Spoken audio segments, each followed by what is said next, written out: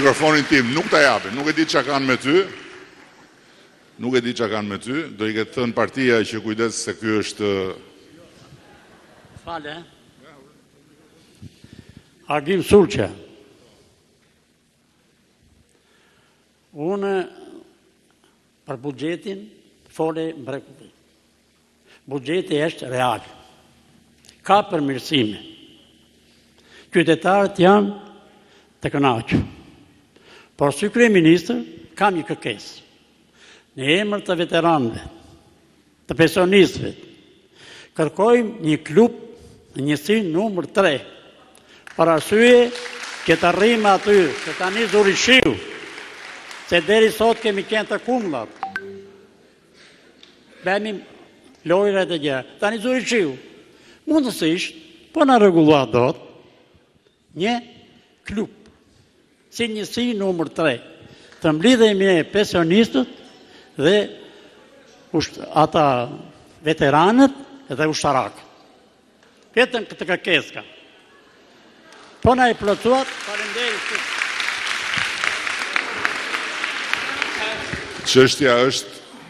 Çështja është po bëm një klub, si do t'i ndajmë këto 3 pjesë.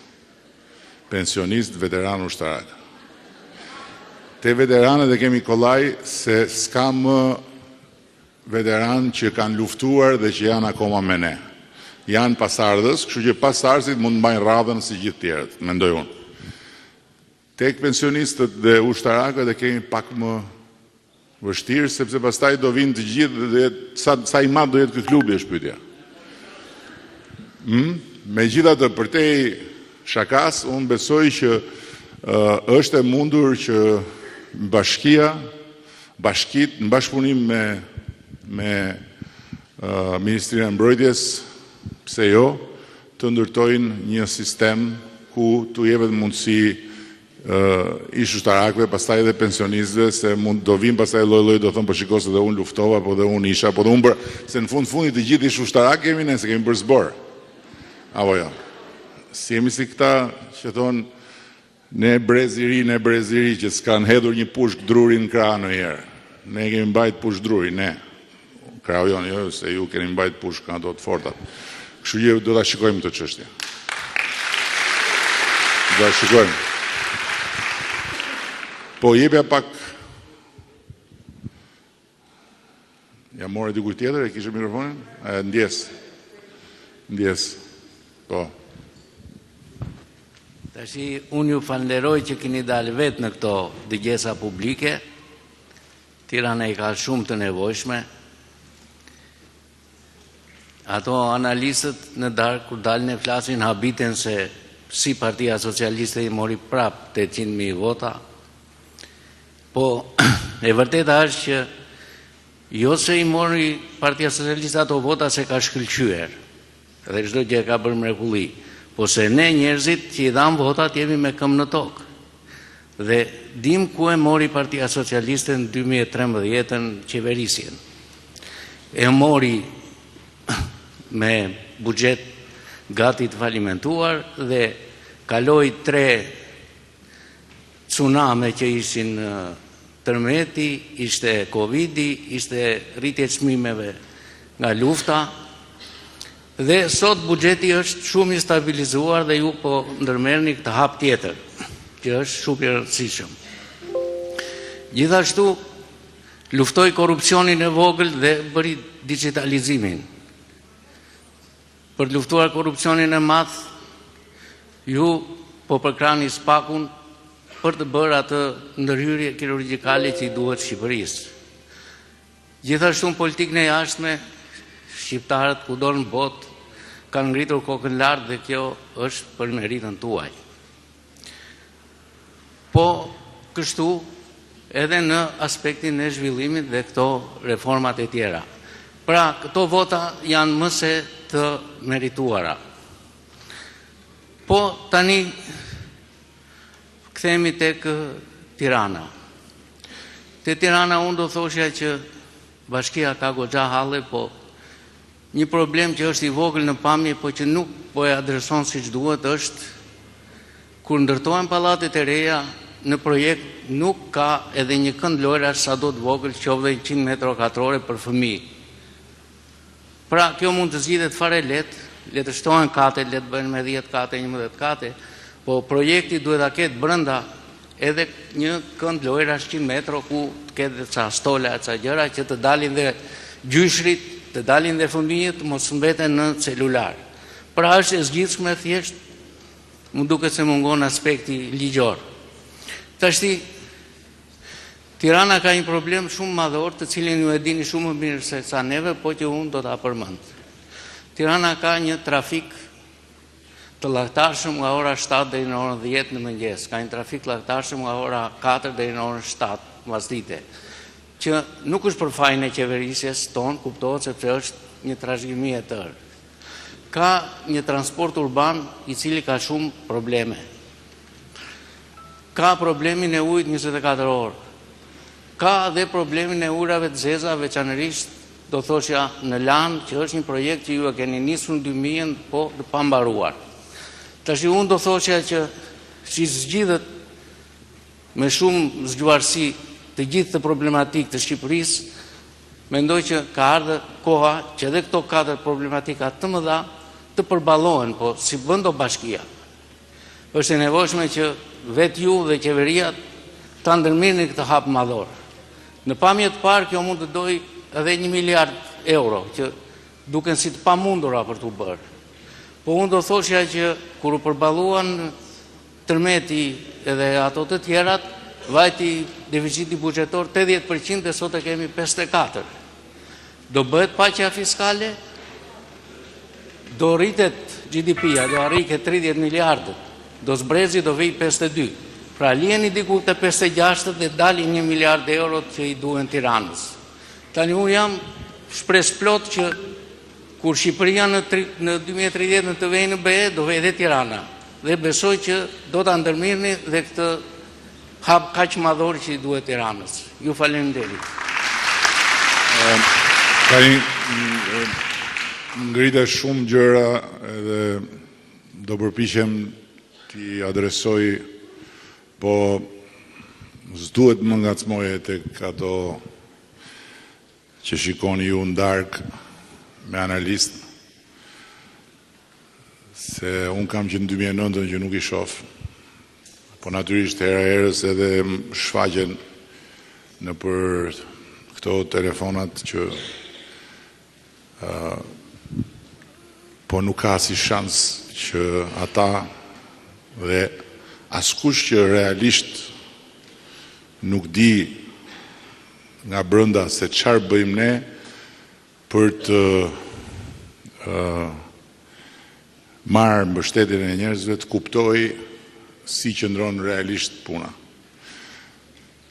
Dhe mbi të gjitha, kush thot, siç thon ata, që Shqipëria është më keq, që Shqipëria është më e korruptuar, që Shqipëria është më e varfër, që Shqipëria është më, nuk ka si shans që t'jetë as pjesë e shumicës, as që të mendoj atë që mendon shumica, dhe madje as të kuptoj se si e mendon shumica këtë punë, sepse unë jam i bindur, dhe këtë e them jo thjesht nga opinioni që kam krijuar nga gjithë kjo eksperiencë, por nga anketimet që ne bëjmë, që shumica, eksakt siç e the, nuk na voton ne se jemi më të mirët.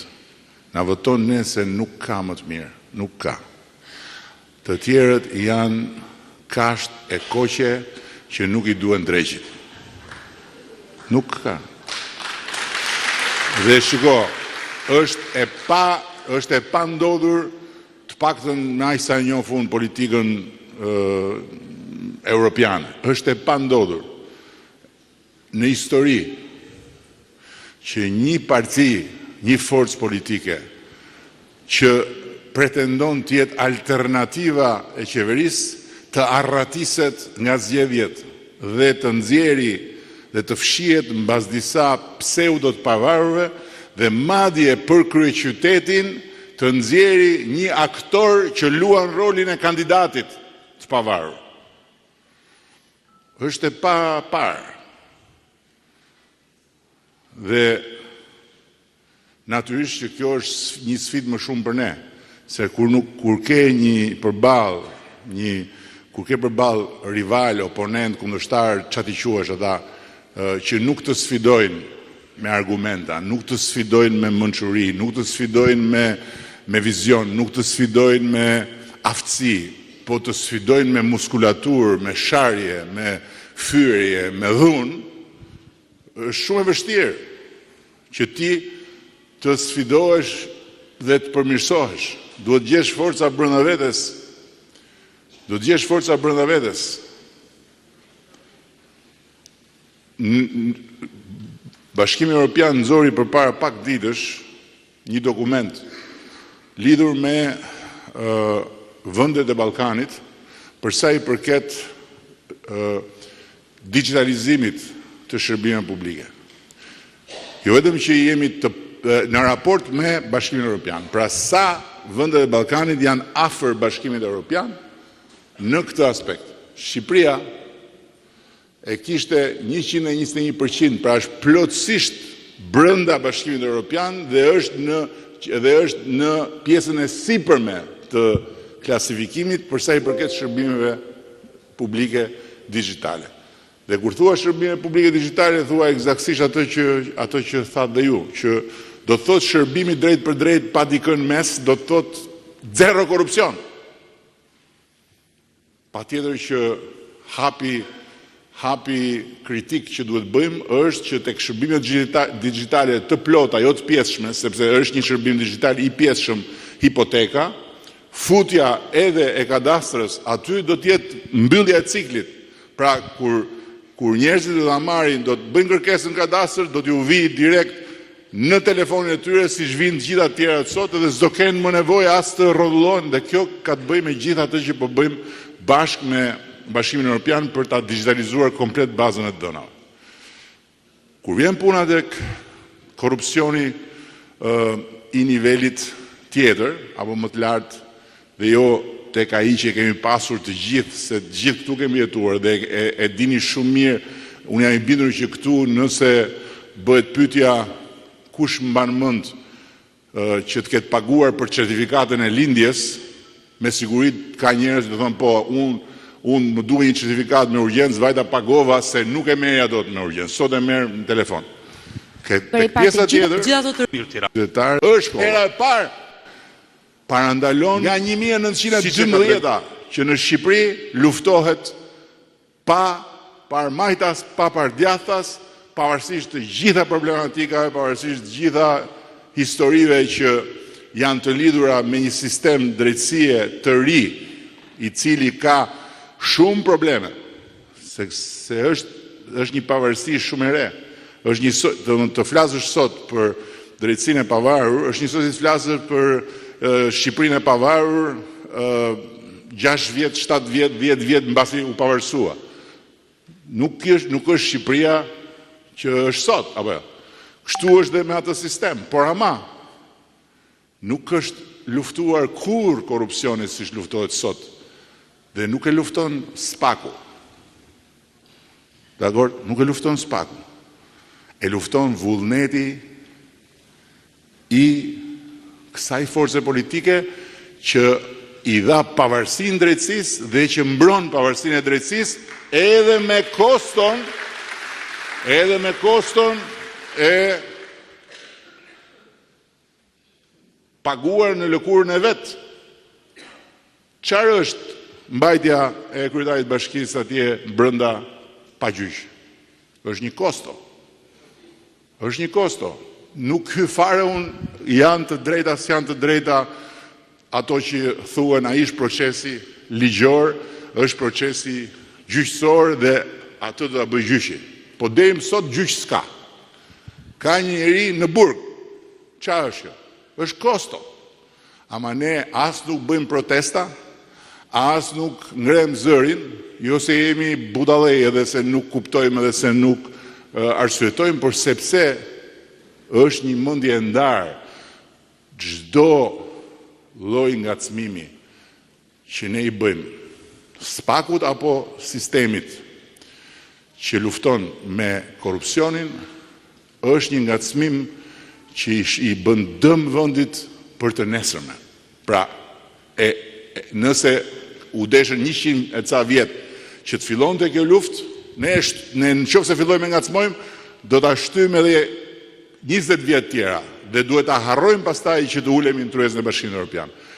Për vite deri kur filluan këto procese të luftës hapur, frontale, pa majtas, pa djathas ndaj korrupsionit, për vite e kishim damkën në ballë, ishim ne në qeveri, akoma, të shkruar në raportet e Bashkimit Evropian, kultura e pandëshkueshmërisë. Pandëshkueshmëria si mit.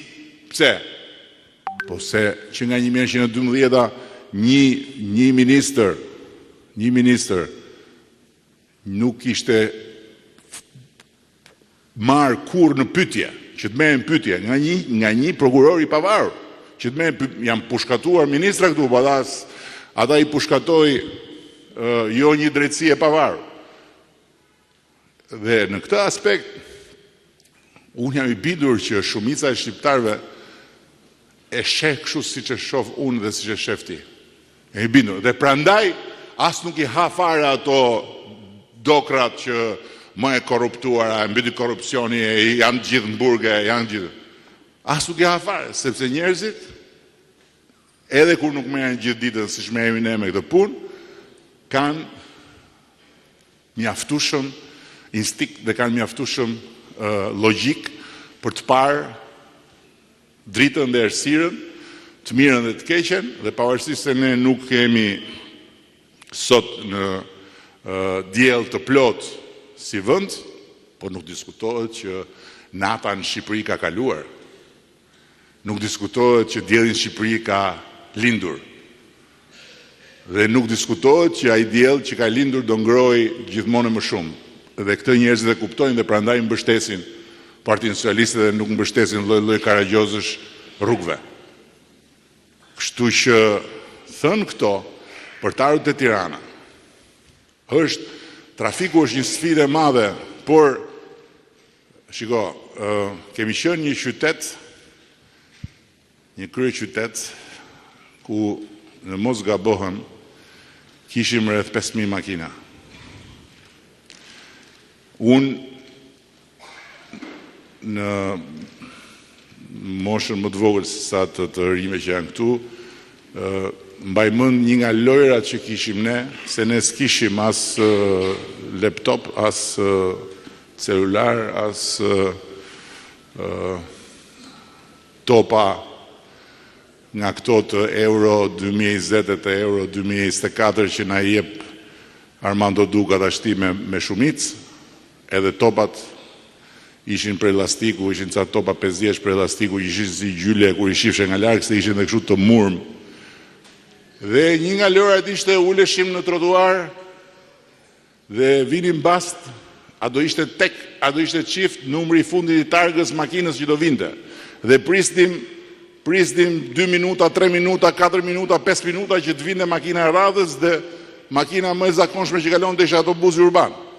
Se veturat ishin shumë të rradha. Apo jo, ma mendit? Po, ke humbur shumë nga ato bastet ti. Edhe sot kemi një vend që po shkojmë nga 1 milion automjete. Qyteti, kryeqyteti rritet. Unë ju them që kur ne shkojmë në Stamboll ose në Ankara për vizit, me gjitha ato eskorta, me gjitha ato sirena, është një gjë e jashtëzakonshme të kalosh në pra të trafik. Pra është një sfidë shumë e madhe. Është një sfidë shumë e madhe që do shumë më tepër transport publik, që do një politikë komplet tjetër që e kemi nisur me bashkinë, që kemi angazhuar një nga ekspertët më të mirë në botë të trafikut që është nga Barcelona, dhe do fillojmë të aplikojmë atë model që është një model i uljes shpejtësisë brenda blloqeve dhe i dhënies prioritet fëmijëve, i dhënies prioritet moshuarve, kalimtarëve të tjerë. Për sa Por nuk janë gjëra që bëhen me humor. Nuk janë gjëra që bëhen me aktor. Nuk janë gjëra që bëhen me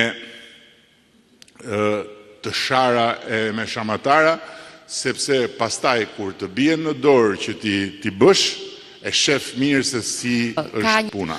Nuk bëhen dot nga klubet e natës që mblidhen ata terrat e kënaqur të migjenit dhe diskutojnë për të gjitha të zezat e Shqipërisë sotme. Nuk bëhet. Se e pam, një herë e provuam që na erdhi njëri atje në bashki 4 vjet, edhe e pam se ku shkoi Tirana. U kthyen të gjitha gjërat mbrapsht. Për sa i përket ujit pishëm është prap sfidë që lidhet me rritjen, por në ndërkohë jo vetëm që përmirësimi është i përditshëm dhe këtë mund ta them duke pas parasysh gjithë të dhënat e furnizimit, por jemi duke diskutuar se si mund të marrim një partner të madh nga Europa. Jemi diskutuar me disa kompani të mëdha që punojnë në të gjithë botën për sistemin e ujit pishëm, sepse në radhë të parë është çështje administrimi, menaxhimi. Ndërmarrjet tona të ujit, megjithëse ne kemi përmirësuar shumë, kanë shumë burime njerëzore skarco brenda. Kanë shumë njerëz që janë punësuar atje kot, që s'kan lidhje fare me ndërmarrje. Dhe prandaj kemi edhe planin për të ngritur operatorin kombëtar të ujit, që njësoj siç kemi operatorin e energjisë, që tani më është një histori e plot suksesi, të kemi edhe operatorin e ujit dhe do ta drejtojmë në mënyrë të përqendruar. Nuk do të jetë më një histori ndërmarrje këtu, ndërmarrje atje, lloj-lloj ndërmarrjesh me lloj-lloj lodrash që nuk janë më për një vend që pretendon të hynë BE për pak vite. Dhe të njëjtën gjë për mbetjet. Kështu që janë sfida të mëdha, nuk është çështje fondesh, dhe ky është problemi tjetër. Nuk është çështje fondesh në radhë të parë. Tirana si bashki ka fonde të mjaftueshme për të bërë gjëra shumë me impakt. I ka. Edhe për infrastrukturën, edhe për çerdhet, edhe për kopjet, edhe për strehimin etj. Problemet janë të natyrës ndryshme në çdo pjesë. Për shembull, të gjithë kërkojnë çerdhet dhe kopshtet e kanë shumë të drejtë. Çështja është ku? Sepse në vite është bërë një katrahur me pronat. Dhe ti thua Lulishtja, tjetri thotë është prona ime. Më në fund e imponuam që nuk ka pronë më rreth pallatit kur ndërtohet një pallat i ri. As për ish pronarin, as për ndërtuesin. Rreth pallatit është prona e atyre që banojnë në atë pallat. Nuk mundet dot thotë ne të gjithë blejmë apartamentin dhe shkojmë në pallat, rreth e rrotull, pas kemi pronar. Jo, nuk kemi pronar, jemi vetë pronar rreth e rrotull. Këtë gjë më në fund e kemi imponuar edhe me ligj, sepse kjo është logjika e lejes ndërtimit. Në momentin që ti kërkon një leje ndërtimi dhe nuk të jepet në të gjithë njollën e pronës, po të jepet në një pjesë saj, ta shfrytëzosh gjithë pjesa tjetër është pronë e përbashkët. Dhe nga ana tjetër nuk mund të ketë hapësirë publike që pse dikush ka letrat atje të pronës, ndërtoj çfarë doj. Nuk mundet. Të gjithë këta që bëjnë kioska dhe thonë e kam pronë, duhet ta harrojnë. Nëse nuk kanë leje ndërtimi, nuk mundet të vendosin një ngrehin mund mes lagjes edhe t'i zënë rrugën familjarëve kur dalin nga shtëpia. Situata siç kam parë në gjithë të operacion, as nuk i imagjinoja. Familje që hynë në lokal për të dalë në rrugë, se lokali është brenda te shkalla. Dhe ai thotë kam pronë, jo mër zotri, pronë e ke ta mbash me shëndet. Deri kur ti nuk ke aty lejen ndërtimit, ajo do të jetë hapësirë në shërbim të gjithëve. Nuk mund të jetë një gjë e pushtuar. Dhe me hapësirat publike, para pak ditësh kemi arritur 100.000 metra katror të liruara, tani është faza që duhet t'i rehabilitojmë. Dhe patjetër që atyre që kanë biznese, bashkia do t'i japi modelin se si ata të vënë çadra, se si ata të vënë karrige, por jo të pushtojnë të gjithë hapësirën, sepse 70% normalisht e hapësirës do t'jetë e komunitetit. Në çdo trotuar, në çdo rrugë. Aty ku trotuari është 2 metra. Aty ku trotuari është 2 metra. Dakor? Dhe ku tek 30% që i atij që ka lokalin nuk ka vend për tavolinë, nuk ka për të nxjerrë tavolinë. I gjithë trotuari do të jetë i njerëzve. Ç'është kjo histori? Kalojnë familjet në një shkolon. Baba përpara, mamaja mbrapa, kalamajt mbrapa, rresh për një se nuk rrin dot bashkë se do i ecin me skarrige. Të gjitha këto janë problematika, siç e the, të vogla, kur i shef ka larg, po janë shumë të mëdha kur i jeton aty, e ke shtëpinë aty, del, edhe tjetrit ka zënë rrugën me karrige. Dhe duke e mbyllur, se nuk dua tani që të ankoheni pastaj që të thoni na thiri Edi Rama na la pa drek, po ju falenderoj shumë me shumë mirënjohje për gjithë mbështetjen. Ju falenderoj edhe që ishit këtu sot për këtë bisedë dhe pavarësisht se këtu në Tiranë na ka zënë pak rrota bishtin kur i thon fjalës, ne do bëjmë çmos që t'i bëjmë gjërat sa më mirë, duke mbështetur sa më shumë bashkinë, duke i pasur të gjithë deputetët tanë pranë komunitetit për t'i ndjekur gjërat nga afër, në mënyrë që çfarë nuk kemi në dorë të mos bëhet në asnjë mënyrë sebeb që të mos bëjmë gjërat që kemi në dorë. Shumë faleminderit.